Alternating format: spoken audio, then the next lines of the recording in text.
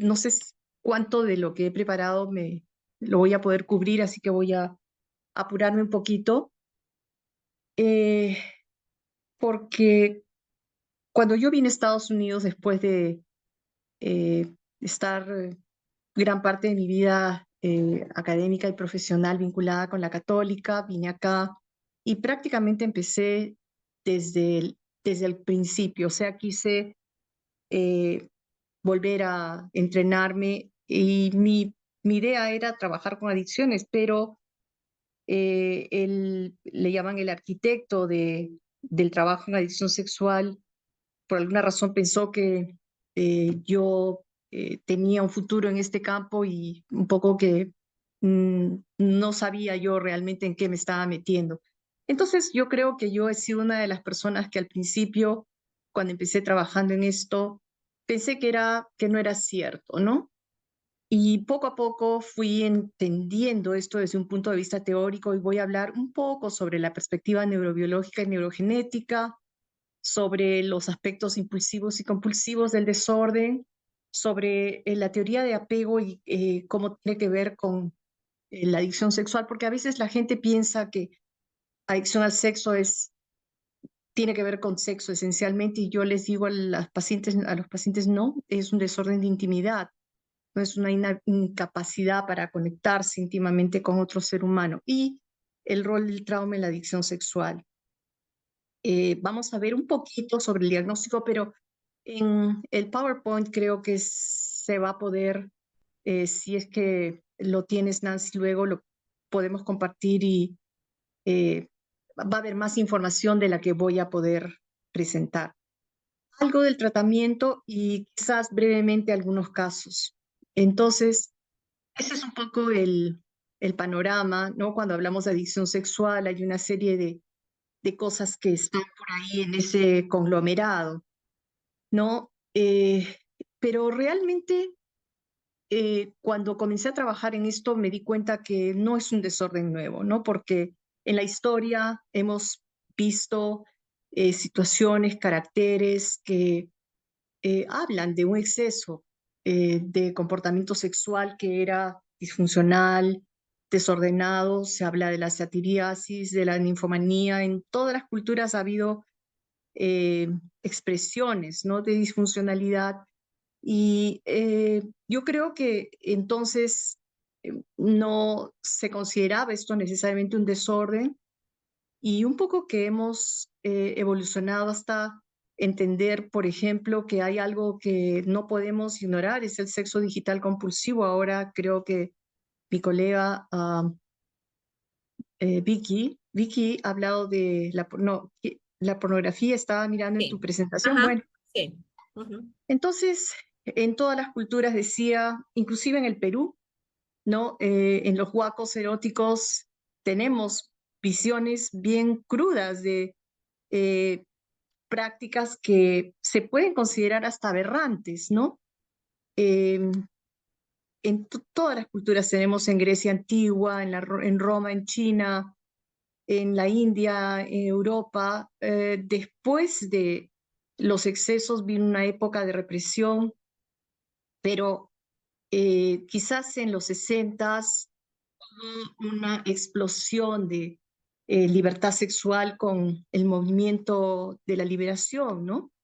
Y ahora estamos teniendo una visión quizás un poquito diferente del problema, ¿no? Acá estaba mirando algunas imágenes de esto es, por ejemplo, en la India, etcétera. Bueno, el mito, ¿no? Es un comportamiento de brujas, hay que quemarlas. Eso era lo que se decía anteriormente, ¿no? Y muchas mujeres murieron en la hoguera por su desenfreno, por su comportamiento, porque se les acusaba de eso, ¿no?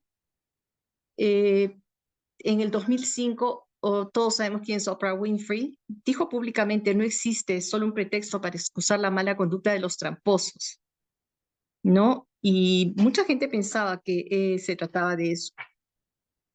Entonces, bueno, ¿cuál es la realidad? La realidad es que hay muchas formas de expresarse sexualmente y no todo el comportamiento atípico o excesivo es problemático, ¿no?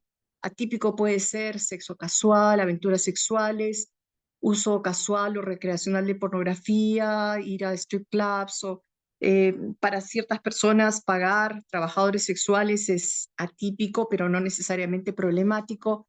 Las parafilias, ¿no? Uso de fetiches sexuales, el sexo poliamoroso, ¿no? Son preguntas, ¿eso es adicción sexual o no? Vamos a ver un poquito eso. ¿Y cuánto es excesivo?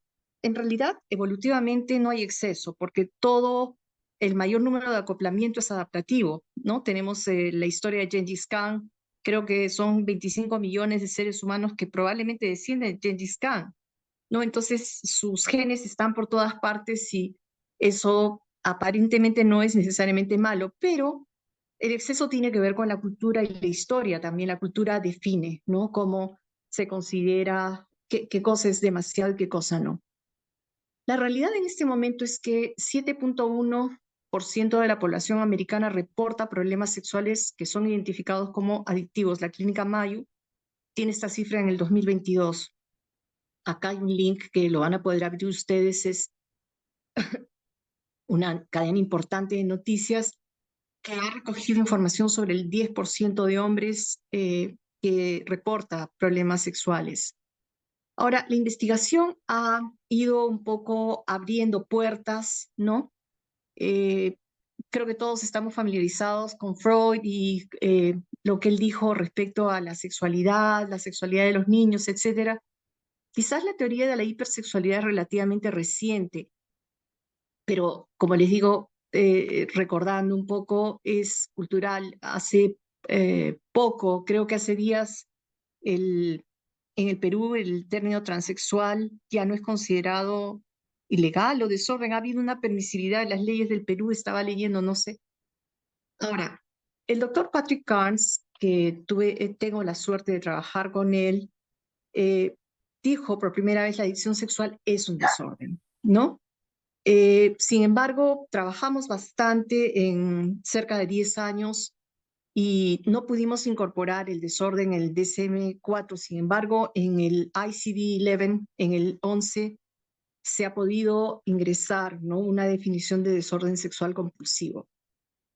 Vamos a hablar brevemente de algunos enfoques, la perspectiva neurobiológica y neurogenética, que estoy segura todos ustedes dominan, manejan. Estos son simplemente algunos puntos para recordar algo del desorden impulsivo compulsivo, que ha sido definitivamente mi mayor contribución, porque en mi investigación he podido encontrar estas dos vertientes que se tienen que manejar diferente en el tratamiento. No se puede tratar a los pacientes que tienen un origen impulsivo en su desorden sexual de la misma manera que la gente que es compulsiva, porque los compulsivos están llevados más por la ansiedad, por lo tanto necesitan otras técnicas que los impulsivos, que normalmente tienen otro tipo de patología: el desorden de apego, el attachment y el trauma, ¿no? Entonces, bueno, vamos a ver un poquito esto. Esta es una pequeña broma. Tu scan muestra sexo en el cerebro, señor Wilson, ¿no? Bueno, algunas cosas que nos refrescan un poco el papel del cerebro, ¿no? Porque esto es en general en las adicciones, y este es el punto en el cual está la confluencia. ¿Por qué se llama adicción sexual? Porque de la misma manera, bueno, definitivamente el cerebro funciona de ciertas formas. La vía dopaminérgica no es la vía que se ve alterada en las adicciones sexuales, y la memoria también tiene que ver con la disfunción en la memoria, que está vinculada con, en la que tiene que ver un papel importante el hipocampo y la amígdala, y la corteza prefrontal, que normalmente está dañada en los pacientes, porque eh, la pregunta clave en pacientes es: ¿qué estabas pensando? ¿Qué estabas pensando? O sea, ¿quién te dijo que acostarte con tus pacientes era una buena idea? ¿O quién te dijo que comenzara sacarle la vuelta a tu esposa con sus mejores amigas, con tus cuñadas? ¿Quién te dijo que eso era una buena idea?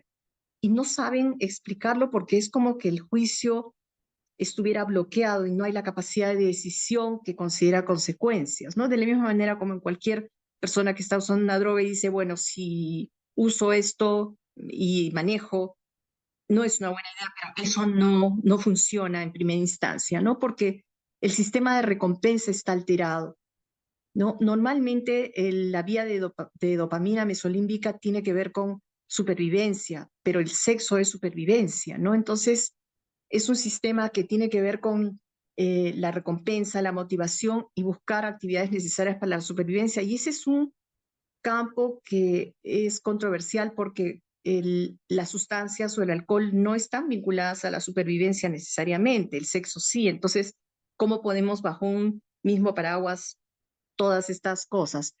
Está un poco en la manera como funciona el cerebro en ambos, porque hay un reforzamiento excesivo en algunos momentos donde se produce el daño, y eso lo vemos claramente con actividades o sustancias adictivas, ¿no?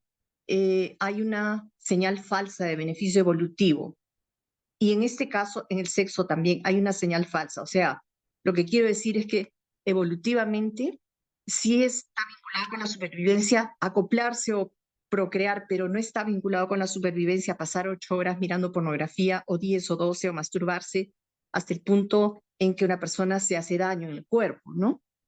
Entonces, la memoria comienza a registrar la intensidad, ¿no? Y el cerebro comienza a equivocarse, las señales comienzan a ser registradas de manera errónea, ¿no? Entonces se reduce el control, la capacidad para decir, no, no, no, acá yo debo detenerme porque si doy un paso más, por ejemplo, el ginecobstetra que entra a un prostíbulo, ¿no? Y se da cuenta por el olor, perdonen lo gráfico, pero que la persona que está ahí en la cama está enferma, y mete la mano al bolsillo y se da cuenta que no tiene protección. ¿Y qué creen ustedes que hace? Tiene sexo con la persona y por supuesto se infecta. Entonces, cualquier persona en su sano juicio diría, oh, un momentito, acá esto no hay forma, es un ginecobstetra. O sea, no es ni siquiera una persona que, podríamos decir, ignora las potenciales consecuencias y se enferma, ¿no? Entonces, se incrementa la impulsividad y comienza a intensificarse la búsqueda de placer, ¿no? La tolerancia reduce el gusto. Lamentablemente, en este caso, lo que pasa es que se incrementa eh, por el daño que se produce, ¿no? La tolerancia comienza a crearse, o sea, no hay el placer intenso que se produjo originalmente, o sea, la persona está más de la conducta, de la actividad, y tiene menor recompensa. O sea, hoy día pueden ser 2 horas de pornografía, pero la próxima semana tienen que ser 3, y de repente ya no es solamente con lo que llaman acá sexo vainilla, sino ya tienen que ser imágenes más gruesas, ¿no? Y cuando la conducta se interrumpe por alguna razón, la persona desarrolla abstinencia, o sea, desarrolla exactamente lo que un alcohólico expresa cuando no puede tomar alcohol al día siguiente, por ejemplo, el síndrome de abstinencia, ¿no? Entonces, el deseo, o sea, la necesidad, está intacto y en ausencia del gusto, o sea, el placer es más de lo mismo, pero ya el placer es menos. Entonces comienza a crearse un círculo vicioso, ¿no? Ahora necesito tener compañeras que en la internet comienzo a entrar con eh, compañeros anónimos porque ya lo que tengo no es suficiente, ¿no? Entonces, bueno, eh, ¿qué pasa? Lo que pasa es que hay un deseo condicionado que es intenso, persistente, la impulsividad se incrementa, el control se reduce, hay una anticipación hipersensitizada de la recompensa, la persona está obsesionada, ¿no? Hoy, más tarde, a la hora que salga de trabajar, voy a parar un ratito para acostarme con fulana o, qué sé yo, fulano de tal. Y la experiencia real de recompensa consumatoria se reduce, ¿no? Entonces, hay todo un cambio de humor, de estado de ánimo, la persona comienza a volverse más irritable y comienza a ignorar las consecuencias negativas, como les decía, ¿no? Entonces, eso, acá hay 3 estudios que creo que son importantes de revisarlos. Tenemos el de Donald Hilton, que todos estos son médicos. Kuhn y Boone tienen, vamos a ver, investigaciones bien interesantes que son con imágenes, ¿no? Donde ven la respuesta del cerebro adictivo al sexo mirado con imágenes, ¿no? Acá hay algunas, bueno, esto es lo mismo, acá fíjense, cocaína, metanfetamina, alcohol, heroína, los receptores de dopamina están bien acá, y acá cuando la persona es adicta, el mismo cerebro se produce un cambio, ¿no? Y puede ser con cualquier cosa, porque la adicción a la comida funciona de manera similar. Acá tenemos, bueno, estos estudios yo sí los recomiendo si en algún momento alguien necesita o tiene curiosidad por ver, porque son complejos. Los estudios de Boone y Kuhn son citados siempre porque ellas hicieron un trabajo bastante cuidadoso para poder ver el cerebro en situaciones experimentales, primero con animales y después con seres humanos, cuando hay adicción sexual, ¿no? Entonces acá hay algunas imágenes, no me voy a detener porque tomaría tiempo, pero puedo mandarles los artículos originales. Y lo que descubrió, y esto es realmente preocupante, Kuhn en particular, que en el caso de la pornografía, hay un cambio en el cerebro, o sea, ya demostró la lesión. Encontró que un cierto número de horas de exposición a pornografía en la semana tiene que ver con reducción de la materia gris y neuroconectividad por la intensa estimulación en la zona de recompensa, ¿no? Entonces es un estudio realmente crítico para poder entender lo que pasa en el cerebro, ¿no? Bueno, voy a correr un poquito porque desorden impulsivo compulsivo. Esto es simplemente una presentación de los perfiles que encontré en la mayor investigación que hemos hecho en este campo con pacientes, donde los perfiles es solamente un 15%. Esta curva azul, donde los pacientes que nosotros evaluamos no presentaban comorbidad, ¿no? Pero estos otros 4 tipos son tipos de asociaciones de desórdenes compulsivos o impulsivos, ¿no? Encontramos 5 tipos. 15% solamente de los pacientes eran adictos sexuales puros, el resto tenía algún tipo de dificultades adicionales, ¿no? Entonces, ¿qué pasa cuando hay compulsión? Este es el paciente que es más repetitivo, más ritualista y que tiene obsesiones todo el tiempo, ¿no? Pero a la vez hay una pérdida de control, hay desinhibición, igual que en los otros pacientes, preponderancia de recompensa de corto plazo, no planea, no hay juicio, no, la lógica se altera, hay similitud con los trastornos de control del impulso. Pero estos son los pacientes más ansiosos. Entonces son los pacientes que tenemos que tratar con técnicas más cognitivo-conductuales, por ejemplo, con trabajo de regulación del estado de ánimo para poder lograr algún éxito, porque son pacientes que, decimos nosotros, tratan de medicarse con el sexo. No sea cualquier angustia o disforia que tienen, inmediatamente tienen que eh, medicarse. En el ICD-10 se ha clasificado el desorden de conducta sexual compulsiva. Interesante, está bajo la categoría de desórdenes del control del impulso, o sea, no hay una claridad respecto a la diferencia entre estos dos grupos porque hay mucha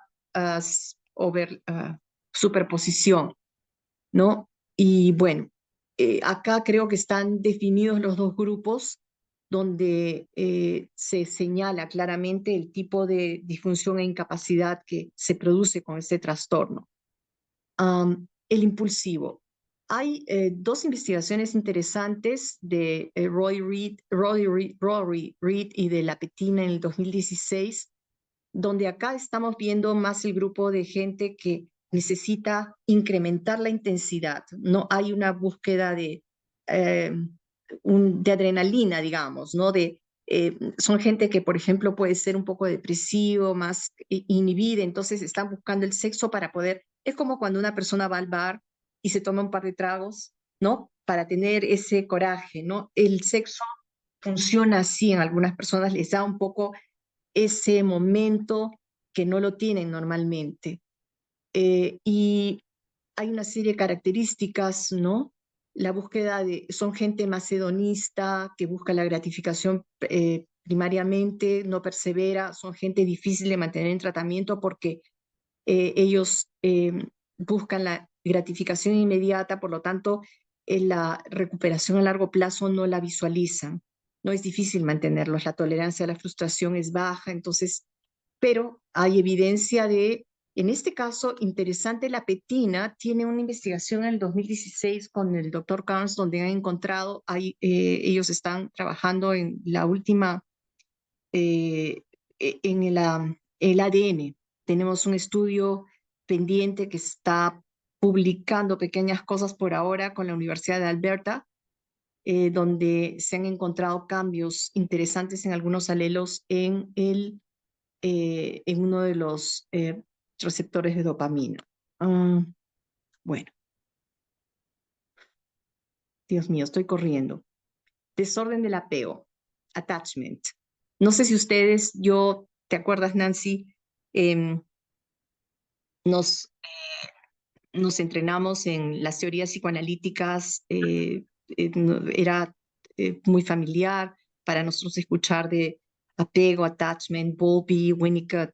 Bueno, eso de alguna manera se ha incorporado acá porque los estilos de apego son particularmente diferentes en nuestros pacientes. Definitivamente es muy raro que alguien eh, presente un estilo seguro. Normalmente nuestros pacientes están en cualquiera de los otros grupos. Estos dos son los grupos que tienen más un estilo ansioso y estos son los dismissive, los desapegados, ¿no? Los que pueden actuar con una computadora, con pornografía, no les interesa el contacto humano, son los menos interesados en desarrollar relaciones, ¿no?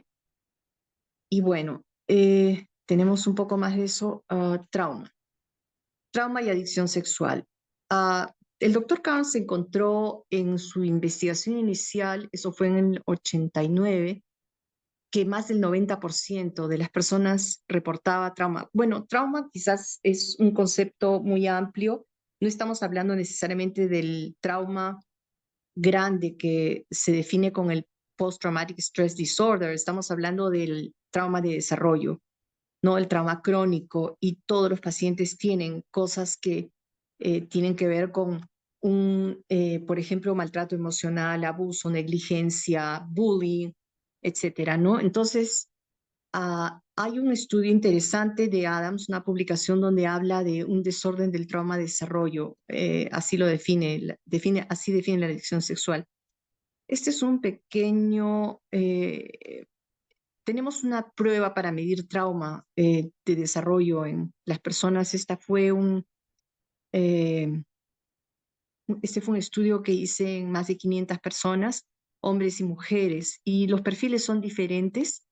Los hombres normalmente están más, su sistema defensivo implica más compartimentos, ¿no? Secretos. Las mujeres tienden más a disociarse porque el trauma en las mujeres es más sexual, tienen más experiencia de violaciones, etcétera. Entonces, los perfiles son diferentes, pero en todos los casos acá esperaríamos que en una persona normal los puntajes normales están por debajo de un percentil 20 y todos ellos demuestran elevaciones que son anormales en el sistema defensivo que refleja trauma de desarrollo, ¿no?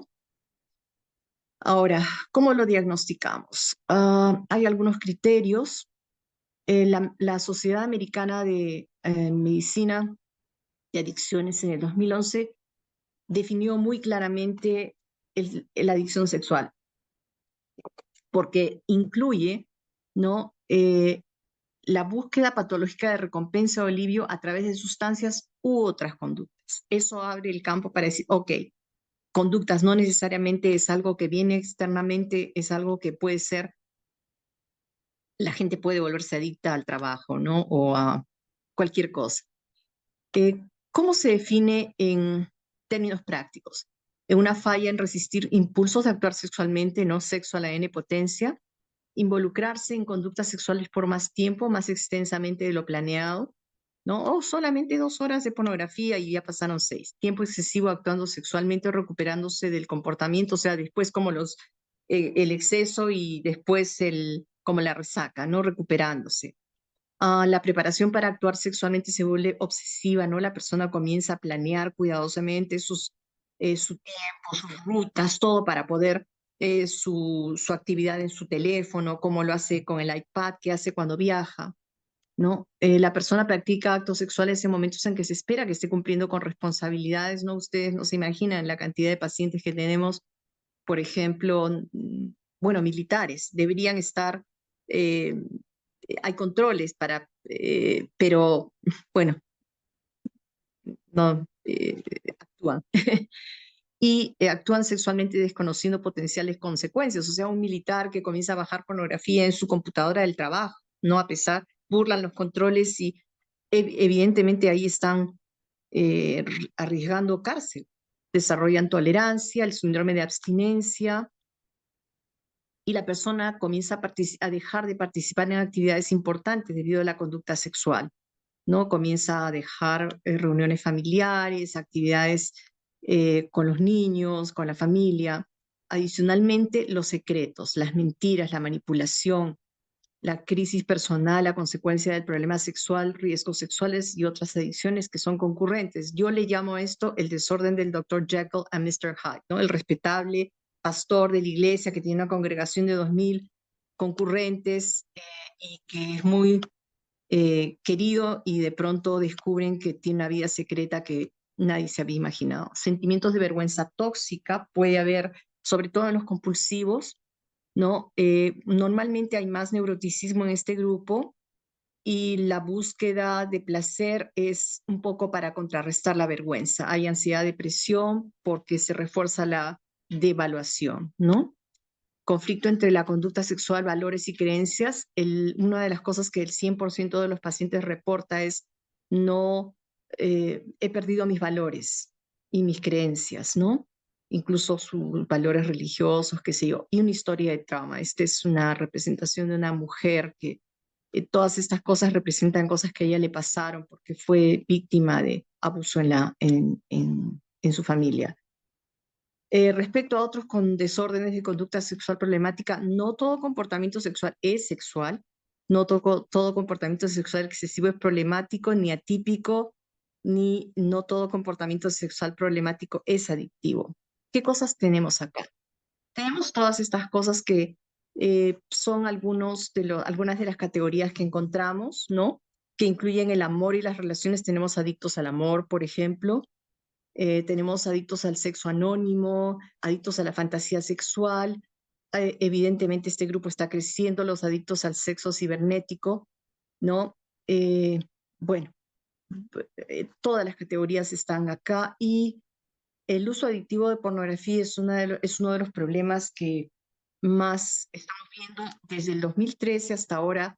La edad promedio de primera exposición a pornografía era 11 años, en este momento tenemos reportes de 8 años, ¿no? Y Pornhub es un buen informante de la barbaridad de problemas que tenemos, y una de las razones por la que tenemos muchos pacientes del ejército es porque hay un problema de gente que está entre los 25 y los 40 años, hombres jóvenes en particular, que no funcionan sexualmente, que tienen disfunción eréctil por la cantidad de pornografía que usan normalmente, ¿no? Y bueno, acá hay una serie de detalles que ocurren con el uso de la pornografía. Acá hay un video interesante que cuando ustedes bajen el PowerPoint lo pueden quizás ver. Y bueno, vamos a ver acá qué pasa. El diagnóstico de diferencial. Nancy, ¿cómo estamos de tiempo? Sí, tenemos 10 minutos. Ok. Ok, entonces, ¿qué pasa con el diagnóstico diferencial? Ciertamente tenemos el sexo no patológico, existe, ¿no? Tenemos la adicción sexual, que no es lo mismo que ofensa sexual. Mucha gente piensa que yo trabajo con sex offenders. No es necesariamente cierto. Hay gente que es adicta sexual y ofende, pero no necesariamente quiere decir que los dos son lo mismo, ¿no? Tenemos un gran porcentaje de pacientes que básicamente lo que tienen es una repetición del trauma y hay gente que se va al otro extremo y se convierten en anoréxicos sexuales, ¿no? Entonces acá está un poco la definición de qué es lo que caracteriza a cada uno. Por ejemplo, acá les decía que en los estudios originales y todavía ahorita el 97% de los exadictos reportan porcentajes significativos de trauma, ¿no? En cambio, en el sexo no patológico, las diferentes conductas sexuales son diferentes, simplemente no necesariamente son patológicas, ¿no? La adicción sexual se caracteriza por descontrol, incapacidad para manejar, escala con el tiempo, hay una serie de violaciones de límites. Y Stephanie Carnes en el 22 ha creado algunos criterios para poder diferenciar las categorías, ¿no? Que van desde el kink, intereses parafílicos que cualquiera los puede tener, ¿no? De cuando en vez, qué sé yo, usar disfraces, roleplaying, pero son comportamientos compartidos que van hasta la parafilia criminal, que este tipo de pacientes no los vemos en la clínica, los referimos a otros lados porque necesitan un tipo de tratamiento diferente, ¿no? Algunos offenders y todas estas categorías sí las vemos en la clínica porque van un poco en rango, en diferentes rangos, ¿no? El tratamiento. Bueno, en mi experiencia, debo decir en este momento, quizás debo haber visto más de 5.000 personas. Es significativa, ¿no? Y puedo hablar con cierta autoridad de patrones, de cosas que creo que funcionan en el tratamiento y no. Normalmente, bueno, esta es parte de nuestra clínica. eh, Ellos participan dentro de la clínica y luego cuando salen en grupos de autoayuda, ¿no? Los referimos y en la misma clínica comienzan a participar. Hay también tratamiento ambulatorio de mantenimiento intensivo. El internamiento y servicios auxiliares son parte del sistema que ellos tienen que comenzar a ser parte de, ¿no? Hay un estudio en el 2000, es probablemente el único que tiene algunos resultados. Es difícil hacer un estudio de efectividad porque el programa tiene muchos componentes. Entonces, en esta investigación, la mejoría es bastante pobre porque el 71% de los pacientes reportaron recaída en uno o más de las conductas sexuales problemáticas. Sin embargo, en un estudio preliminar que yo llevé a cabo, en 6 meses, el 80% de los pacientes que salieron reportaban abstinencia, ¿no? Bueno, no es, hay controversia en esto. Ah, ¿Qué tenemos acá? Hay no sé si te acuerdas de Santiago del Boy, él tiene una práctica privada y esta es una publicación basada en un estudio de casos que es bastante interesante, donde él define un poco cómo ir en los casos individuales, en la práctica privada, ¿no? Resultados del tratamiento, acá también hay este es de Roy Reed, esto es antes, esto es después y algunos cambios, ¿no? Sobre todo medidos con instrumentos este es el baseline, ¿no? Y hay una reducción del reporte de estrés e hipersexualidad luego del tratamiento, ¿no? ¿Qué tenemos acá? Bueno, eso es. Ok, muy brevemente, los casos. Realidad, puedo decirles que realidad es lo que veo todos los días, ¿no? Tenemos, por ejemplo, Esta persona es un hombre de solo 39 años, es homosexual, está casado, no tiene hijos, es un fotógrafo profesional muy bueno, reporta aproximadamente, y esto está documentado, 10.000 parejas sexuales, ¿no? Suena como bastante. Este es uno de nuestros casos. Otro de los casos, por ejemplo, Carlos, son casos típicos. Puedo comenzar a coger y contarles, bueno, él tiene 59 años, casado, 3 hijos, en un industrial muy exitoso, se define como un sugar daddy. También usa damas de compañía, masajes sexuales, ha gastado aproximadamente 4 millones de dólares en sus aventuras sexuales y transmitió herpes a la esposa embarazada. Ella pidió el divorcio, ¿no? Este caso llegó a nuestro centro. Samuel es adicto a los juegos también, aparte del sexo, es soltero, ve un promedio de 8 horas de pornografía diaria, casi no duerme a veces, esto es en detrimento de su descanso. Se ha lesionado varias veces el cuerpo por la masturbación excesiva. ¿Qué pasó acá? Ha gastado, él no tiene mucho dinero, sin embargo, ha gastado $40.000 en chats sexuales hasta ahora, ¿no? Tenemos casos como Joe, un hombre que participaba en su iglesia y comenzó a tener aventuras con las concurrentes, nada menos que un sacerdote católico, ¿no? Y su familia le dio muchos millones a condición de que se mantuviera célibe por un tiempo y sin embargo él lo que hizo fue unirse a un culto. O sea, hay toda una serie de cosas distorsionadas acá, pero ha gastado mucho dinero del dinero que le dejó su familia en actuar sexualmente. Hoy estos están en inglés. Ah, este hombre empezó a mirar pornografía, fue abusado, acá hay un caso de trauma sexual reportado y bueno, llegó a la clínica porque comenzó a tener sexo con las parishioners, pero la mujer que él estaba viendo tenía 65 años, ¿no? Y ella pensaba que estaba en una relación y él no. Llegó a abusar de una señora de 92 de la iglesia. O sea, y ya son casos que, bueno, tienen este elemento de ofensa, ¿no?